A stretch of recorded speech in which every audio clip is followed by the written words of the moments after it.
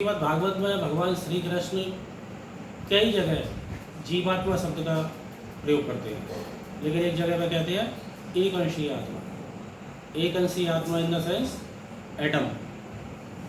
Atom astrology में आपका स्वागत है। मैं पवन निशांत आप लोगों के लिए ज्योतिष के नए नए रहस्य और नई नई डिकोडिंग और पूरी रिसर्च के साथ आप लोगों के बीच में आया हूँ और आप इसे बड़े ध्यान से सुने। ये जो ज्योतिष है, ये आप समझिए डिकोडिंग हम जिस तरह से कर रहे हैं, जिस तरह से रिसर्च हो रही है और नई नई चीज़ें हमने क्या किया है, हम इसमें अपनी लाइफ को, सभी की लाइफ को सिंक करके, मतलब इसमें किताबी बातें नहीं हैं, किताबी ज्ञान में ज़्यादा नहीं है। हमने वहाँ से सिर्फ सिग्निफिकेशन उठाए हैं और एक पर डे की लाइफ में किस तरह से ज्योतिष यूज होता है, किस तरह से काम करता है, इसके बारे में हम बताते हैं। आज हम सबसे पहले बात करेंगे 8वें भाव की। अब आप कहेंगे कि 8वें भाव की बात हम पहले क्यों कर रहे हैं।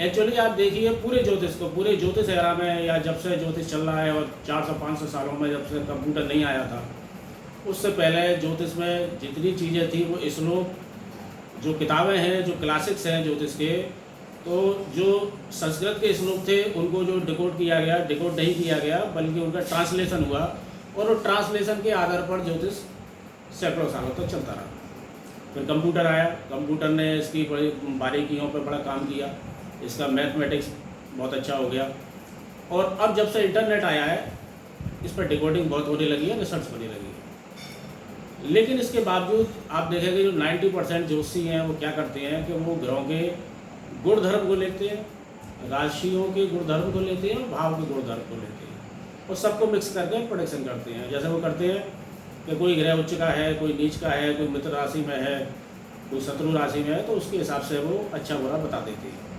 लेकिन एक चीज़ और होती है, सबसे बड़ी चीज़ क्या है, ये होती है। अच्छा, आप साइंस को देखिए, साइंस क्या कर रहा है। साइंस फिजिक्स है, फिजिक्स में साइंटिस्ट ने क्या किया, वो यूनिवर्स का अध्ययन कर रहे हैं। वो कहते हैं जी एक यूनिवर्स है, यूनिवर्स किससे बना है, मैटर से। मैटर किससे बना है, एटम से। वो एटम में क्या है, इलेक्ट्रॉन है, प्रोटॉन है, न्यूट्रॉन है। ये हिसाब ज्योतिष में है। तो उन्होंने क्या किया कि उन्होंने सिर्फ ग्रहों के गुणधर्म लिए, ग्रहों की विशेषताएं ली, उनके स्वभाव लिए। और ये इसी तरह से मान लीजिए कोई वस्तु है, कोई मैटर है, आपके पास पेन है या कोई कुर्सी है, कुछ भी है, तो उसकी एक पास्ट लाइफ तो है लेकिन उसका कोई पेंडिंग कर्म नहीं है। आदमी के साथ ये फ्री विल नहीं है, इंसान के साथ में ये फ्री विल नहीं है। इंसान का एक पास्ट है, उसकी एक पास्ट लाइफ है, उसके पेंडिंग कर्म है। तो हमने क्या किया है, ज्योतिष में क्या हो रहा है कि हम ग्रहों के सिर्फ उसके स्वभाव के आधार पर बता रहे हैं, उनकी राशियों के आधार पर बता रहे हैं। हम उसके पीछे उनके पेंडिंग कर्म नहीं देख रहे। इन द सेंस हम एस्ट्रोलॉजी में स्पिरिचुअलिटी का यूज़ नहीं कर रहे हैं।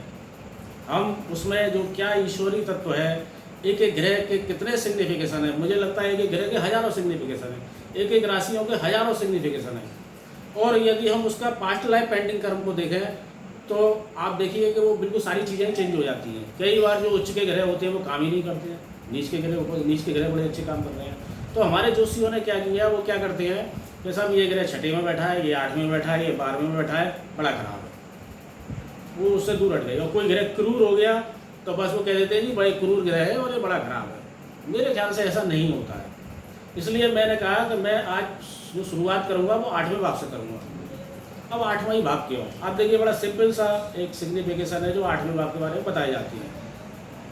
जैसे 8वां भाव क्या है, ऑकल्ट का है, पराविज्ञान, पराशक्तियाँ, ज्योतिष, तंत्र, ऑकल्ट का है। ऑकल्ट का क्यों है, क्योंकि वहाँ रहस्य है, वहाँ गहरा गड्ढा है, अंधा कुआं है, गहरा गड्ढा है, वहाँ मौत है। तो वहाँ जो है ये सारी चीज़ें जो रहस्य में चली जाती हैं। अंधेरे में आप जब बढ़ते हैं तो अंधेरे में कैसे बढ़ते हैं, अंधेरा में कहीं रास्ते में हो रहा में जाना हो तो हम क्या करते हैं, विश्वास के साथ हम आगे जाते हैं अंधेरे में, क्योंकि अंधेरे में हमें कुछ दिखाई तो देता नहीं, वो अंधेरे का बात है। अब माँ बाप उसमें कोई एक राशि डाल दीजिए, जो भी आपके मन में हो आप डाल दीजिए। मान लीजिए आप उसमें एक मीन राशि डाल दीजिए, जो हमारे राशियों की सबसे आखिरी राशि है और हमारी कुंडली के 12 भावों का सबसे अंतिम भाव है। तो 8वां भाव मौत हो गया। अच्छा, 8वें भाव में क्या है, नेचुरल कुंडली का 8 नंबर आता है। 8 नंबर यानी स्कॉर्पियो, और स्कॉर्पियो क्या है, जल तत्व है। तो कौन सा जल है, वहाँ जब 12 नंबर आ गया तो वहाँ कौन सा जल हो गया, 12 नंबर पाइसेस, मीन राशि। 12 नंबर समंदर का जल, बहुत बड़ा जलाशय। तो 12 नंबर क्या है, अंधेरा है। तो बात जो है एग्जिट होते हैं हम, मौत यहाँ हो रही है, एग्जिट हम हो रही है मोक्ष के लिए। अब हम मोक्ष के लिए जा रहे हैं या हमारी मुक्ति नहीं हो रही है या हम कुछ और किसी और योनि में जा रहे हैं, लेकिन कहा जाता है कि हमारा मोक्ष है। मोक्ष इन द सेंस वृत्ति, मोक्ष इन द सेंस डिटैचमेंट। तो वो डिटैचमेंट की राशि यहाँ 12 नंबर जो राशि है ये 8वें भाव में आ गई है। आप इसको बड़ा सिंपलीफाई करके आपसे डिकोड कर सकते हैं। कैसे डिकोड करेंगे? वो 12 नंबर की राशि जो लास्ट ज़ोडिएक साइन है, वो लास्ट ज़ोडिएक साइन हमारे 8 नंबर में आ गया, जो एक जल तत्व राशि है। अब 8 नंबर का मालिक कौन है, लॉर्ड कौन है? वह मंगल। वहाँ का जो कारक भाव का कारक ग्रह है वो भी मंगल है, और वहाँ का जो सहकारक ग्रह है वो शनि है। सहायक ग्रह उसे बोले हैं, वो वहाँ पर शनि है। और वहाँ गया, वहाँ आ गया 12 नंबर। 12 नंबर किसका है? विश्वास का, आस्था का। अंधेरे में अपने विश्वास के साथ आगे बढ़ते चले जा रहे हैं, और वो एक जल तत्व राशि है। आप देखें, आप साइंस को पढ़ें या कहीं अपने शास्त्रों में देखें, जो जब जल है, हमारे सिर में भी काफ़ी जल है। और ये मेधस, जो हमारा मेधस है, ये कल्पना शक्ति सिर्फ इंसान के पास है, सिर्फ मानव के पास है, ये जीव जंतुओं में नहीं है, क्योंकि यह जल है। ये कल्पना शक्ति जल तत्व में ही शामिल है। ये एयर मतलब वायु तत्व में या अग्नि तत्व में, इन सब में नहीं है। ये जल तत्व की वजह से हम जो है कल्पना कर पाते हैं। अब वो कल्पना शक्ति का जो कारक भाग जो राशि है, वो जो जल तत्व राशि है, वो हमारे 8वें भाव में आ गया। अब 8वें भाव में अंधेरा है। अब आप कल्पना करिए कि क्या हो सकता है, कैसे कल्पना करेंगे? वहाँ हम देखेंगे कि वहाँ कौन सी राशि है, वहाँ कोई ग्रह है क्या? मान लीजिए वहाँ कोई ग्रह नहीं है, तो हम क्या करेंगे? मीन राशि को लेंगे। मीन राशि के कारक भाव, कारक सिग्निफिकेटर लेंगे, उसके क्या क्या सिग्निफिकेटर है, वो 8वें भाव के सिग्निफिकेटर लेंगे। 8वां भाव क्या है? 8वां भाव हमारा बड़ा डीप पेंडिंग कर्म, बहुत पुराने, पता नहीं किस जन्म का पेंडिंग कर्म हमारा इस लाइफ में ट्रिगर होना है। छठा भाव पेंडिंग कर्म, 8वां भाव पेंडिंग कर्म और 12वां भाव पेंडिंग कर्म। आपको मैं एक बात और बताऊं कि हमारे शास्त्रों में, मुझे लगता है कि डिकोड नहीं हुआ होगा, मैंने तो इतने शास्त्र नहीं पढ़े हैं, लेकिन हमारे यहाँ पेंडिंग कर्म की थोड़ी है ज्योतिष में। वो पेंडिंग कर्म बताते हैं कि भाई ये आप पिछले जन्म से लिखा के लाए हैं और ये आपको भोगना है। लेकिन ये मुझे नहीं लगता, मैंने कहीं नहीं पढ़ा है ना सुना है कि वो ये बताती हैं कि ये जो कर्म है आपका, ये ट्रिगर करेगा और इस टाइम पीरियड में आके ओवर हो जाएगा। ये नहीं बताती भैया। कोई कर्म कब तक हम झेलेंगे, कब तक हमें भोगना है? बहुत सारे कर्म हम 2 मिनट में हमारा कर्म ओवर हो जाता है। बहुत से कर्म हैं अब 40-45 साल, 50 साल, 60 साल, आजीवन हम लोग भोगते हैं। तो वो कैसे डिकोड करेंगे कुंडली में कि वो हमारा कब ओवर हो रहा है? ये मैं अभी कभी आपको आगे बताऊंगा। मैंने इस पर बड़ा काम किया है, काफ़ी इस पर रिसर्च है। अभी फिलहाल आपको बता रहा हूँ कि 8वें भाव में हम कैसे करेंगे। तो 8वें भाव में क्या है? 12 नंबर राशि हमने डाली। 12 नंबर आस्था की, विश्वास की राशि है, और वो 8वां भाव डीप पेंडिंग कर्म है, बहुत पास्ट लाइफ है, मतलब बहुत पुरानी पास्ट लाइफ है। वो कम से कम 3-4 जन्मों की नहीं है, वो उससे भी बहुत पुरानी कोई जन्म है। और वहाँ आ गया 12 number. 12 number in the sense, जो मैं अभी आपको बता रहा था, वो आस्था और विश्वास का है। 12 नंबर आप एक तरह से देखें तो चूँकि गुरु की राशि है, तो वह ब्लेसिंग्स भी मान सकते हैं कि वह ब्लेसिंग्स है। तो मानिए कि इस जन्म में किसी बहुत पुराने जन्म के ब्लेसिंग्स, वहाँ की आस्था, वहाँ का विश्वास, जब ये दोनों तीनों चीज़ें हैं तो पुण्य कर्म होंगे। तो वो पुण्य कर्म जो कि हम बेसिकली 5वें भाव से देखते हैं, पिछले जन्मों के पुण्य कर्म, हम यहाँ पे उस 12 नंबर होने की वजह से हम यहाँ देखेंगे वो हमारे ट्रिगर होने हैं। और वो ट्रिगर होने से कोई भी काम हमारा बन सकता है, कोई बड़ा काम बनेगा। अब हम यहाँ पर कोई ग्रह डालते हैं। कौन सा ग्रह डालेंगे? जो भी आप डालें, मान लीजिए आप चंद्रमा डाल दीजिए। एक और जल तत्व की हमने राशि ली है, और जल तत्व का ही हम उसमें मतलब ग्रह ले लेते हैं। चंद्रमा आप डाल दीजिए। अब चंद्रमा क्या है? चंद्रमा मीन राशि में बैठा हुआ है, अपने गुरु की राशि में बैठा हुआ है। गुरु की चंद्रमा की कहानी यदि आपने पढ़ा हो तो वहाँ बहुत सारी चीज़ें ठीक नहीं हैं। कभी जब डिकोड करूँगा, तब आपको ज्योतिष के बारे में बताऊँगा कि ज्योतिष आप किस तरह सीखें, किस तरह से इन कहानियों को डिकोड करके कैसे आपको आगे बढ़ना है, और एक किस तरह से कुंडली में मैनिफेस्ट होती है। इस तरह से भी आप बहुत सारी चीज़ों को समझ पाएंगे। लेकिन अभी फ़िलहाल आप ये समझिए कि चंद्रमा मीन राशि में है। चंद्रमा को अपने गुरु की ब्लेसिंग्स मिली हुई है, और वो दोनों कहाँ बैठे हुए हैं? 8वें भाव में। 8वां भाव हमारा डीप पेंडिंग करना। इन द सेंस, यदि हम देखिए ज्योतिष क्या है, ज्योतिष में मुझे नहीं मैं इस मामले में ज़्यादा भरोसा नहीं करता कि हम 100 साल पुरानी 50 साल पुराना कोई हम भविष्यवाणी करें। ज्योतिष का जो असल काम है, वो असल काम ये है कि हम अपने कर्मों को करेक्ट करें। प्रेडिक्शन नहीं, करेक्शन होना चाहिए। हम अपने कर्मों को इस तरह करेक्ट करते हैं। अब चंद्रमा क्या है, चंद्रमा बहुत इमोशनल है। जहाँ भी चंद्र है वहाँ इमोशन है, जहाँ भी चंद्र है वहाँ रोना धोना है, जहाँ भी चंद्र है वहाँ कर्म का खराब होना भी है ना। जहाँ भी चंद्र है वहाँ करेक्टर का खराब होना भी है। अब ये आ गया यहाँ 12 नंबर में पाइसेज में, और वो भी 8वें भाव में। एक तो आप इसमें ये किसी के भी यदि आप कुंडली में ये देखें कि उसके चार्ट में मीन राशि का चंद्रमा 8वें भाव में है, तो आप आँख बंद करके उससे कह सकते हैं कि किसी पिछले बहुत पुराने किसी जन्म का कोई पुण्य कर्म आपकी इस लाइफ में ट्रिगर होना है, वो अच्छा होना है और उसका आपको लाभ मिलना है। यदि वो नहीं मिलेगा तो क्यों नहीं मिलेगा? जब हम ज़्यादा इमोशनल होंगे या हमारा करेक्टर में कहीं कमी आएगी, हम ज़्यादा रोना धोना करेंगे।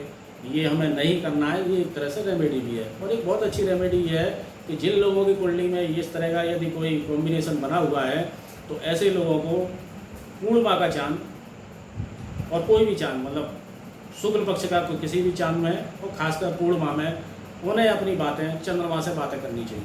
आप देखेंगे इसके बड़े जल्द अच्छे रिजल्ट आते हैं। मैंने बहुत कुंडलियों में ये किया है, बहुत लोगों को बताया है, और उनके पास बहुत जल्दी रिजल्ट आते हैं। जल्दी रिजल्ट क्यों आते हैं? क्योंकि चंद्रमा सबसे ज़्यादा फास्ट मूविंग प्लैनेट है। वो 52, 53, 54 घंटे में अपनी राशि की एक यात्रा पूरी कर लेता है। एक राशि से दूसरी राशि में चला जाता है, बहुत तेज़ी से मतलब काम करता है, मन का कारक है। और भगवान कृष्ण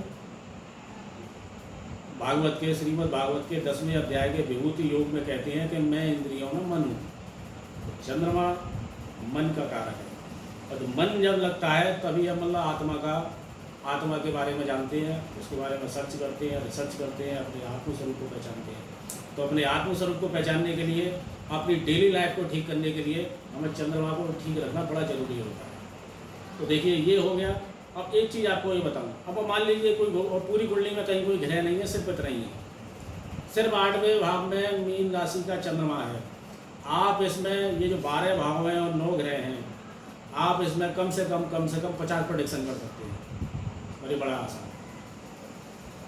अब मैं आपको कुछ छोटी सी चीज़ें बताता हूँ, बाकी डिकोड आपको करना है, और मुझे कमेंट बॉक्स में आप लिखेंगे कि आपने इसमें क्या क्या डिकोड किया, फिर मैं आपको अगले किसी एपिसोड में आपको बताऊँगा।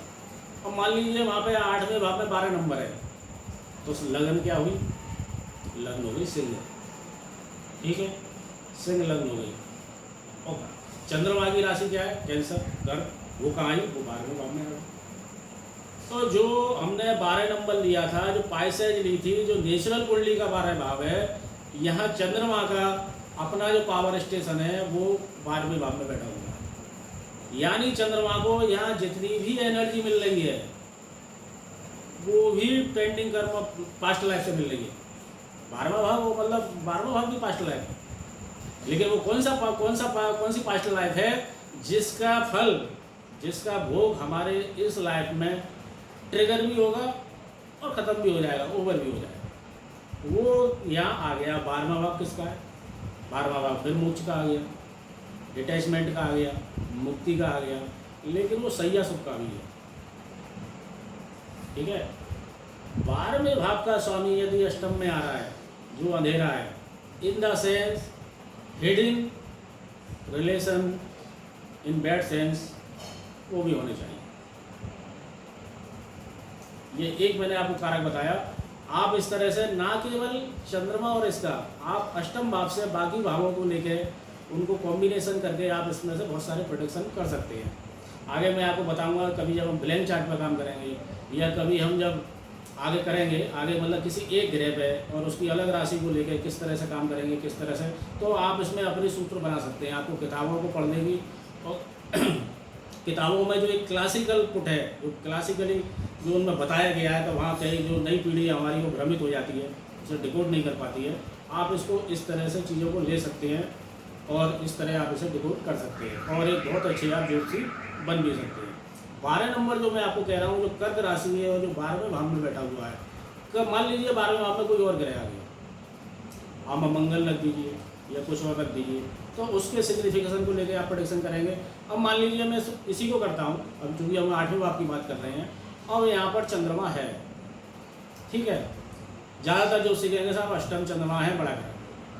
शुरू में मैं जब छोटा था तो जोशियों से, हमारे परिवार में जोशी लोग आते रहते थे, तो वो क्या कहते थे, मैंने सुना था कुछ को कि साहब अष्टम चंद्रमा है, बच्चे का 6 महीने तक की उसको मतलब देखभाल करनी पड़ेगी, और ज़्यादातर तो कहते थे कि मुझे अल्पायु हो। यदि आप उनके तर्क को माने तो हर 12 में से एक आदमी बनना चाहिए, जो कि नहीं होता है। हर 12 बच्चे जो पैदा हो रहे हैं उसमें से एक निकल जाना चाहिए अल्पायु में, लेकिन ऐसा नहीं होता है। अष्टम में जो चंद्रमा बैठा हुआ है वो और क्या क्या किस तरह से काम करता है, ये मैं आपको और थोड़ी सा मतलब चीज़ों को बता दूं। जो चंद्रमा वहाँ पर है, उस चंद्रमा के साथ में कई खराब चीज़ें भी हैं और कुछ जो है अच्छी चीज़ें भी हैं। एक मैंने आपको बताया कि वो मीन राशि में है, इसलिए उसके साथ ब्लेसिंग जुड़ी हुई है, गुरु की ब्लेसिंग है, उसके अपने गुरु की, अपने पुण्य कर्मों मतलब कहीं ना कहीं वो लेके आया है, उस चीज़ों को वो कर रहा है। अब चंद्रमा क्या है, हमारी फूड हैबिट है, हमारा खाना भी है, लिक्विड भी है। अष्टम में चंद्रमा का आना, आप कहेंगे कि साहब ऐसे आदमी को अच्छा खाना नहीं मिलेगा, लेकिन ऐसा नहीं है। अष्टम में यदि मीन राशि का चंद्रमा होगा, मीन राशि का चंद्रमा है, तो वो अच्छा ही खाना खाएगा, तरह तरह की चीज़ें खाने का शौकीन होगा और उसे वो चीज़ें उपलब्ध होगी। क्यों उपलब्ध होगी? क्योंकि वो पास्ट लाइफ से लेके आया, वो 12वें भाव का स्वामी है। वो जो 12वें भाव का स्वामी है, वो उसको चीज़ें बैठे बैठे अनायास आ रही हैं, उसको उसमें एफर्ट नहीं करने पड़ेंगे। अच्छा, कुछ और शास्त्रों में जैसे लाल किताब है या कहीं, उसको कहीं कहीं चंद्रमा को लिक्विडिटी भी कहा गया है, धन। तो आप इस सिग्निफिकेशन को, आप इस पैटर्न को यहाँ भी देख सकते हैं कि यदि द्वादश भाव का स्वामी होकर चंद्रमा यहाँ जो अष्टम में आया है, तो ऐसे आदमी को कम एफर्ट के समय में पैसा भी आता है। अच्छा, मान लीजिए अब हम बात करते हैं, यहाँ मीन राशि नहीं है और चंद्रमा है, और यहाँ मान लो स्कॉर्पियो ही है, नीच का ही चंद्रमा मान लीजिए, या अच्छु का चंद्रमा मान लीजिए, या शत्रु क्षेत्री मान लीजिए। अब ये कैसा काम करेगा? और एक बहुत एक सिंपल तरीका है इसे डिकोड करने का, या अच्छा करेगा या बुरा करेगा। इसके लिए आपको क्या करना है, आपको अष्टम भाव की डिग्री उठा लीजिए। मान लीजिए 8वें भाव की डिग्री 8.25 डिग्री है, 8 मिनट 25 मिनट, 8 डिग्री 25 मिनट। अब आप चंद्रमा की डिग्री ले लीजिए, चंद्रमा की जो है 12 डिग्री है, यह 11 डिग्री है, मतलब 8 से ज़्यादा है। अब क्या होगा? इसका मतलब है कि जो चंद्रमा हमको, इस जातक को जो अष्टम भाव में यहाँ मिला है, और इसके जो बैड जितने भी जो रिजल्ट थे वो उनको पार कर गया है, वो उससे पार चला गया है, और अष्टम भाव के जो खराब रिजल्ट हैं वो उसको नहीं मिलेंगे। और मान लीजिए वो अष्टम भाव की डिग्री से कम है, तो आप समझ लीजिए कि वो जो ऑब्स्टिकल का भाव है, ये जो अवरोध का भाव है, ये जो गड्ढे का भाव है, अंधेरे का भाव है, चंद्रमा वहाँ खींच के ले जा रहा है। तो जितने भी चंद्रमा के सिग्निफिकेशन हैं, उन सब में ऐसे व्यक्ति की लाइफ में अवरोध रहेगा, ऑब्स्टिकल्स रहेंगे, हिंड्रेंस रहेंगी, बहुत रुकावटें आएंगी, बड़े रुक रुक के काम बनेंगे, मानसिक स्थिति अक्सर ख़राब रहेगी। ऐसा आदमी डिप्रेशन में भी चाहे जब चला जाएगा, खासकर पूर्णिमा के आसपास, अमावस्या के आसपास, ये सारी चीज़ें रहेंगी। तो हमें यहाँ क्या है, डिग्री को यदि हम लेके चलेंगे, और इसी तरह से यहाँ जो और ग्रह बैठ गए, मान लो किसी के 2 ग्रह बैठ गए, किसी के 3 बैठ गए, किसी के 4 ग्रह बैठ गए, तो उसमें भी हम इसी तरह से डिग्री वाइज उसको सेपरेट करेंगे, और डिग्री के आधार पर देखेंगे कि कौन सा ग्रह किस ग्रह के पीछे क्या लेने के लिए भाग रहा है। ठीक है, तो ये बहुत छोटी सी टेक्निक आज मैंने आपको समझाई है। अगले एपिसोड में हम फिर कोई और भाव लेंगे, कोशिश करेंगे कि हम उसमें 6ठा भाव लें या 12वां भाव लें, क्योंकि जो ज़्यादा खराब जो खराब भाव बताए गए हैं, इसके बारे में लोगों को डर बहुत रहता है, बहुत लोग डरते हैं। किसी की जन्म पत्री में नटाल चार्ट में यदि मान लो 9 में से 7 गिरे, इन 3 भावों में आ गए, और पंडित लोगों ने डरा देते हैं कि भैया तुम्हारे तो जीवन में कुछ है ही नहीं है, तुम्हारे तो जीवन बड़ा खराब है। ऐसा नहीं होता है। आप जितने बहुत सारे महान लोग देखिए, उनके अष्टम में बहुत ग्रह मिलेंगे, ओशो रजनीश, अमिताभ बच्चन, बहुत सारे लोग हैं, मतलब कहाँ कहाँ के कितने लोगों का नाम लिया जाए। और हमारे आपके आसपास भी ऐसे बहुत से लोग हैं जिनके अष्टम भाव में 4 ग्रह हैं, 5 ग्रह हैं, 3 ग्रह हैं और उनकी लाइफ बहुत अच्छी है। कारण क्या है? कारण यही है जो मैं आपको डिग्री के आधार पर सेपरेट करने की एक टेक्निक आपको बता रहा हूँ। उस तरह से देखिए, भाव के सिग्निफिकेशन को आपको लेना है, ग्रह के सिग्निफिकेशन को लेना है और राशि के सिग्निफिकेशन को लेना है, और तीनों को कॉकटेल करके आप उसके फ्लेवर के हिसाब से आप प्रोडिक्शन करिए। आपका प्रोडिक्शन कभी गलत नहीं आएगा। आगे फिर हम मिलेंगे एक नए वीडियो के साथ, एक नए सब्जेक्ट के साथ। और इसी के साथ आपको जानकारी दूँ कि जो लोग ज्योतिष सीखना चाहते हैं, जो लोग शुरुआत में हैं या हर तरह की क्लासें आगे शुरू होने वाली हैं, जो लोग, मैं पेंडिंग कर्मा पे सबसे ज़्यादा मतलब जोर देता हूँ। पेंडिंग कर्मा थ्योरी पे मैं बहुत सबसे पहले बताऊँगा। उसकी क्लास लेने की मेरी बहुत इच्छा है कि मैं उसको क्लास लूँ और उसमें वो लोग आगे आएँ जो लोग वास्तव में पहले से ज्योतिष कर रहे हैं, जो लोग ज्योतिष के बारे में जिनको बेसिक नॉलेज है और जो काफ़ी कुछ इन्होंने अपनी तरफ से किया हुआ है। ऐसे लोग पेंडिंग थ्योरी पे जब काम करेंगे तो वो कुछ नई चीज़ें डिकोड करेंगे, नई चीज़ें लेके आएंगे और इससे हमारी आने वाली जनरेशन के लिए काफ़ी चीज़ें ठीक होंगी। जय बाबा।